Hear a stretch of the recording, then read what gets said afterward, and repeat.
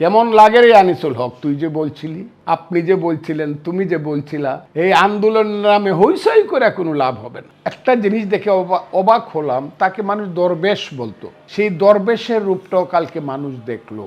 তার সেই দাড়ি নাই, মাথায় সম্পূর্ণ কালো চুল, তাকে দেখলে কেউ বিশ্বাস করবে না সে ওই সালমান রহমান, ওই রূপের সালমান রহমান। সংগ্রামী বাংলাদেশের মানুষকে আমার সালাম, ছাত্র সমাজকে আমার সেলিউট। আমি যা বলা শুরু করেছি দীর্ঘদিন যাবত, আমি যখন থেকে ইন্টারভিউ অথবা টক শো করা শুরু করেছি তখন থেকেই প্রথমেই বলেছি যে এই দেশটা আমরা যুদ্ধের মধ্যে, মুক্তিযুদ্ধের মধ্যে দিয়ে সৃষ্টি করেছিলাম, অথচ হাসিনার ঘাড়ের উপরে চেপে বসেছে যে প্রধান ব্যক্তি, বাণিজ্য উপদেষ্টা এবং বাংলাদেশের সবচেয়ে শক্তিশালী ব্যক্তি, তার নাম হলো সালমান রহমান, তার বাপের নাম ফজলুর রহমান। এরা হলো বাংলাদেশ বিরোধী লোক এবং তার বাপ ফজলুর রহমান মৃত্যুর আগে ওসিয়ত করে বাংলাদেশে কবর নেয় নাই বা পূর্ব পাকিস্তানের কবর নেয় নাই, সে করাচিতে কবরে ঘুমাচ্ছে এখন।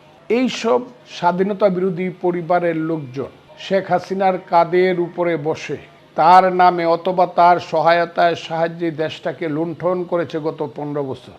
এই দেশের মানুষকে ভিক্ষুকে পরিণত করেছে। আমি সবসময় বলেছি সালমান রহমান বাংলাদেশের রাজনীতির রাজাকারের বাচ্চা এবং তাদের কঠিন বিচার হবে। আজকে আল্লাহ অসীম দয়ালু এবং প্রমাণ হয়েছে আল্লাহ হলো সর্বশক্তিমান। এইসব নরপশুরা আজকে কুকুরের মতো, আজকে কে বলবো, ঘৃণিত পশুর মতো, পাগলা কুত্তার মতো তাদেরকে মানে হাত বেরি দিয়ে ধরা হচ্ছে। আমি আজকে অত্যন্ত ঘৃণা ভরে এই লোকটার কঠিন বিচার দাবি করছি এবং বাংলাদেশকে ধ্বংস করার জন্য শেখ হাসিনার সঙ্গে প্রধানতম সহযোগী হিসাবে আন্তর্জাতিক অপরাধ দমন ট্রাইব্যুনালে তার বিচার দাবি করছি। আরেকজন লোক, আমি সবসময় বলছি, অ্যাডভোকেট সিরাজুল হক, তার ছেলে আনিসুল হক। আনিসুল হক এই দেশের কেউ না, জীবনে একটা মিছিল করে নাই, রাজপথে একটা স্লোগান দেয় নাই, শেখ মুজিবের ম বলে নাই, আওয়ামী লীগের আ বলে নাই, জয় বাংলার জ বলে নাই। আনিসুল হকরা হলো সুযোগ সন্ধানী ভাগ্যবান, শত শত হাজার হাজার কোটি টাকার মালিক হয়েছে, লুণ্ঠন করেছে, আইন মন্ত্রীর নামে দেশের শাসন বিচার ব্যবস্থাকে ধ্বংস করেছে আনিসুল হক। ওর চেয়ে পাপী, মহাপাপী যারা বিচার ব্যবস্থাকে ধ্বংস করেছে, ওর জন্য যে কত লোকের জীবন ধ্বংস হবে আমি জানি না। একদম এই দেশের চিফ জাস্টিস থেকে, বাংলাদেশের চিফ জাস্টিস থেকে অন্যান্য জাস্টিসেরা পর্যন্ত এই আনিসুল হক এবং তার ষড়যন্ত্রের কবলে পা দিতে গিয়ে এ ধরনের শাস্তি পাবে এটা আমি কোনোদিন কল্পনাও করি না। আমি বিশ্বাস করি যদি সঠিক বিচার হয়, এই দেশের সমস্ত আইন ব্যবস্থা, বিচার ব্যবস্থাকে ধ্বংস করার জন্য আনিসুল হকদের ক্যাপিটাল পানিশমেন্ট হবে এবং হওয়া উচিত।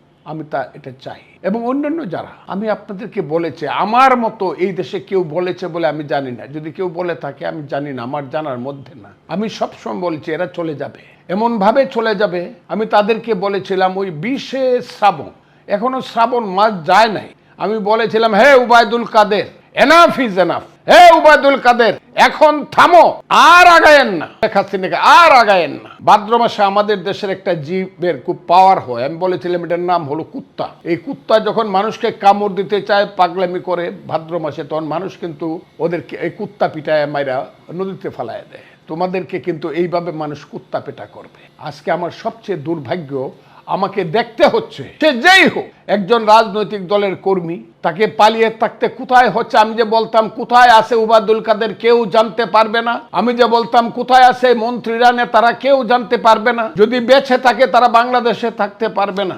সবচেয়ে দুর্ভাগ্য হলো এখন যে জিনিসটা হচ্ছে সেটা হলো শেখ হাসিনা আবার দিল্লিতে বসে, যে দিল্লির বিরুদ্ধে সারা জীবন বাংলা যুদ্ধ করেছে, দিল্লির বিরুদ্ধে সারা জীবন বাংলা যুদ্ধ করেছে।